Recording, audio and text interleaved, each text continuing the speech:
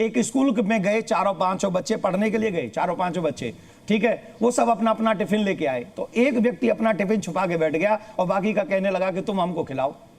अरे तुम क्यों खिलाओ भाई, तुम भी अपना टिफिन खोलो। तो आपने अगर आप खोलो तो हम सब, या तो सनातन बोर्ड जैसे हम मांग रहे हैं वैसे सब मांगेंगे, तो सबको, अगर संवैधानिक कंट्री है, सेकुलर कंट्री है, तो सबको वोट दो या फिर किसी को मत दो। सिंपल सी थिंग, या तो सबको दो या किसी को मत दो। अच्छा, ये मांग कि जितनी जमीन वक्फ बोर्ड के पास है उतनी ही जमीन सनातन बोर्ड को भी मिले, ये क्यों? आपको मालूम है हमारे मंदिरों के पास कितनी जमीन है, और वो सारी जमीन सरकार ने अपने अंडर ले रखी है। आपको मालूम है हजारों मंदिर हैं, हजारों, और हजारों मंदिरों से कई कई सौ एकड़ जमीन लगी हुई है। आप जो अब अगर इनको ज्वाइन करेंगे, इनको जोड़ेंगे, तो लाखों एकड़ जमीन तो वैसे ही हो जाएगी हमारे सनातन मंदिरों के पास में, जो आज सरकार उसे हैंडल कर रही है। वो हमारी लाखों एकड़ जमीन सरकार लेके बैठी हुई है, और हमारे मंदिर का चढ़ावा सरकार लेके बैठी हुई है। उसका क्या प्रयोग हो रहा है वो सनातनियों को पता भी नहीं है।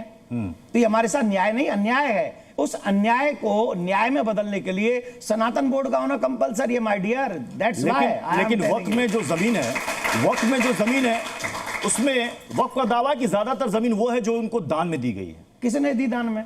तो सनातन बोर्ड में जिसके गठन की मांग आप कर रहे हैं, उसमें जमीन आएगी कहां से? लोग दान करेंगे तभी तो आएगी, या कहीं भी आप फिर एक्वायर कर लेंगे, फिर आप पर भी सेम इल्जाम लगेगा। देखिए, हम एक्वायर नहीं करेंगे, पहली बात तो हम उसमें ये बात करेंगे, पहली बात तो हम उसमें ये बात करेंगे, जितने भी हमारे देवालय मंदिरों की व्यवस्थाएं हैं, वो जमीन है, वो सनातन बोर्ड को मिले, पहले तो वही दे दो, और हम लगभग 50% में तो उसी में पहुंच जाएंगे। फिर हमारे देश में आज भी जनता 100 करोड़ से ज्यादा है। जब इनके लोग दान कर सकते हैं तो हमारे भी लोग दान करेंगे। 9 को अगर 18 न बना दे तो हमारा नाम बदल देना। अगर वक्फ बोर्ड है तो सनातन बोर्ड का निर्माण बहुत जरूरी है, अगर हम भारत में संस्कृति को बचाना चाहते हैं तो। यही मेरा निवेदन है आपके। असादी साहब, जज साहब, अगर आपकी अनुमति हो तो असादी साहब को मैं कटघरे बुलाना चाहूंगा। असादी साहब, अगर सनातन बोर्ड बनता है तो आपको कोई दिक्कत? कोई दिक्कत नहीं है, कोई दिक्कत नहीं, कोई दिक्कत नहीं। और जितनी जमीन वक्फ बोर्ड को है उतनी जमीन की डिमांड, इसमें भी आपको कोई दिक्कत नहीं? इस पर दिक्कत है। क्यों दिक्कत है इसमें? दिक्कत इसलिए है, हमारी जो वक्फ प्रॉपर्टी है वो इसलिए है कि वो हमने दान की है, ये हुकूमत से मांग रहा है और हमारी जगह में से मांग रहा है। जितने मंदिर यहाँ दिल्ली में बने हुए हैं उसमें ज्यादातर संख्या हमारी वक्फ प्रॉपर्टी पर है, उस पे है, हमारी ऑन रिकॉर्ड है। हम कहते हैं, अभी कहते हैं, हम बताते हैं इनको, निजामुद्दीन के अंदर, निजामुद्दीन के अंदर मंदिर है। आपको सुना है, आपने की जब तक जज साहब कह रहे हैं, असादी साहब, आपने कहा कि आपको सनातन बोर्ड गठित हो कोई दिक्कत नहीं है, लेकिन आप कह रहे हैं जमीन उतनी नहीं मिलनी चाहिए।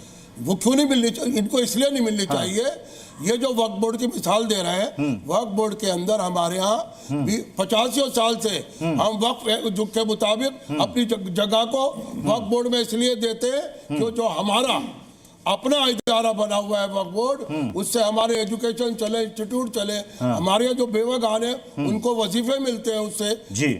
और उसके अंदर जो है हुकूमत तो को क्या वक्फ बोर्ड रेवेन्यू देते हैं, वक्फ बोर्ड जिस मकसद के लिए बना, सादी साहब, वक्फ बोर्ड जिस मकसद के लिए बना उस मकसद को पूरा कर रहा है वो?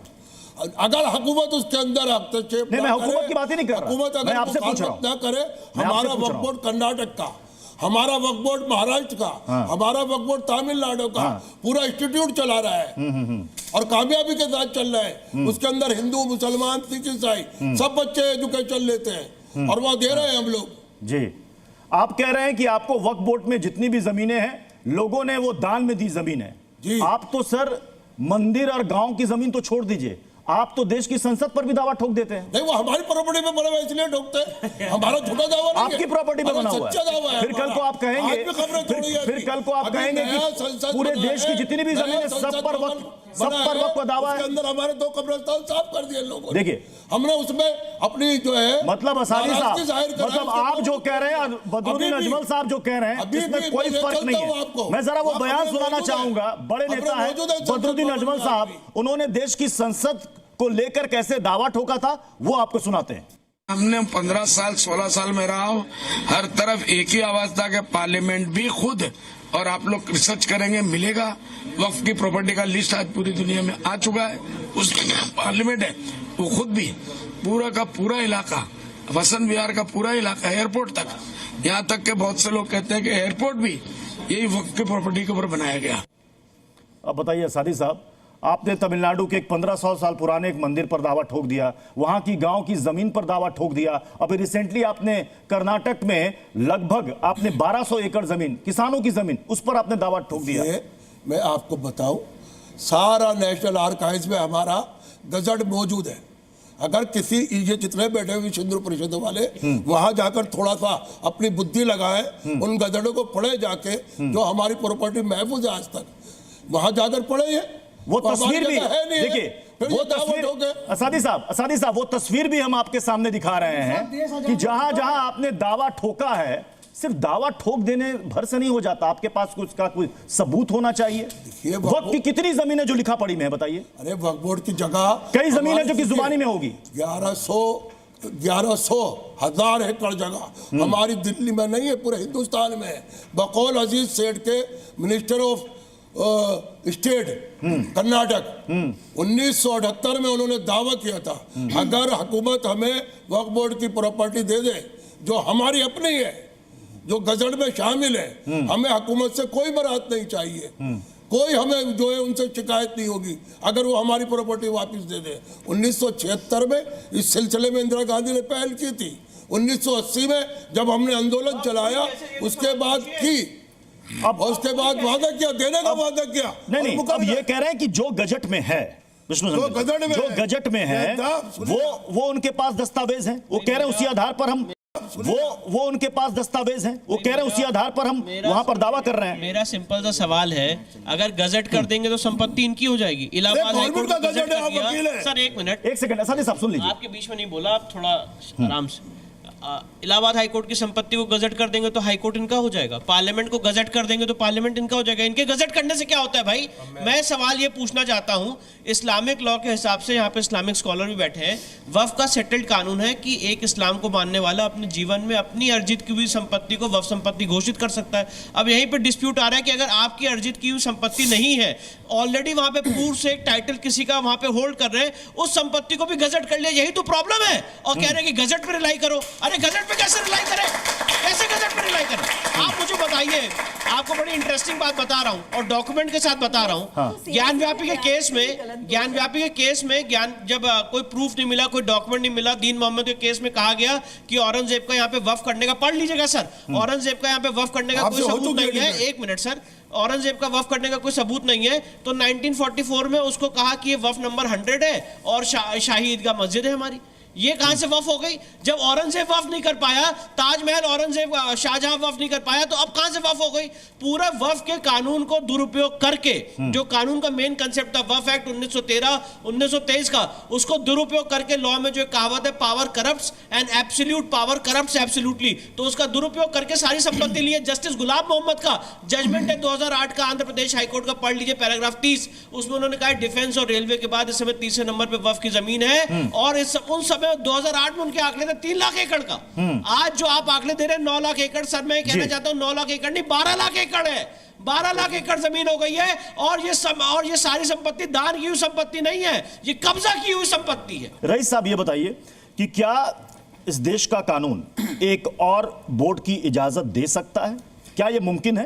देखिए, जहाँ तक जैन साहब ने कहा और जो ये डिमांड है हिंदू सनातन बोर्ड की, तो जैन साहब ये डिमांड पिछले साल ही उठा चुके हैं। अभी हमारी पहले ही बात हो रही थी, स्वामी जी ने सिर्फ रिपीट किया डिमांड को।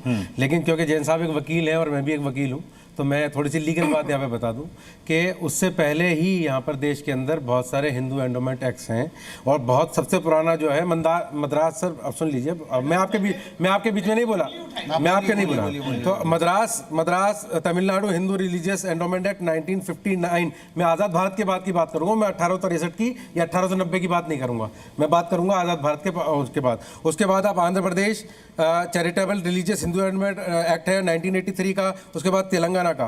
भारत के अंदर जो ये जो मिथ फैलाया गया है, जो गलतफहमी फैलाई जा रही है कि रेलवे और डिफेंस के बाद वक्फ बोर्ड की सबसे ज्यादा जमीनें हैं, मैं पिछली डिबेटों में भी बात कह चुका हूं कि क्लियर तौर के ऊपर ये ऑन द रिकॉर्ड बात है कि अकेले तमिलनाडु हिंदू एंडोमेंट एक्ट के पास और आंध्र प्रदेश एंडोमेंट एक्ट के पास जितनी जमीन है वो पूरे भारत में वक्फ बोर्ड के पास नहीं है तो चेक कर लीजिए। जैन साहब मुझे बता दें, नहीं तो मैं इन्हें प्रूफ दूंगा। मैं जवाब दे दूं? जी जी बिल्कुल। अभी सर ने यहाँ पे कुछ उदाहरण एंडोमेंट एक्ट्स का उदाहरण दिया। मैं बहुत जिम्मेदारी से कहना चाहता हूँ कि इस एंडोमेंट एक्ट को और जरा वक्फ एक्ट को कंपेयर कर लीजिए। बताइए आप किसको हैरान compare करना चाहते हैं? सर देखिए आपके बीच में नहीं बोला। रईस जी कचहरी चल रही है, कचहरी चल रही है। जज साहब कुछ कहना चाह रहे हैं, जज साहब को भी सुन लीजिए, जज साहब को भी सुन लीजिए। 1976 का जी। ये का लेटर है, सुन लीजिए सबूत, आपको सबूत चाहिए ना, आपको सबूत चाहिए।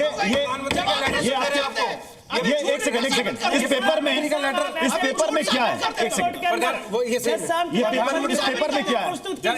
जज साहब ये देखिए, मैं बता दे रहा हूं, एक सेकंड, मैं जज साहब को दीजिए। जज साहब ये देख ले, इन्होंने 1976 में 26 मार्च ये कहा है कि हमारे पास एक डॉक्यूमेंट है। श्रीमती इंदिरा गांधी जब प्रधानमंत्री हुआ करती थी, उन्होंने सारी स्टेट को ये लेटर लिखा था कि जो वक्फ बोर्ड की जमीनें सरकार के कब्जों में है, राज्य सरकारों के, वो या तो उनका मुआवजा दे या फिर उनको खाली करें जगहों को, या उनका जो है मार्केट रेट से किराया दें।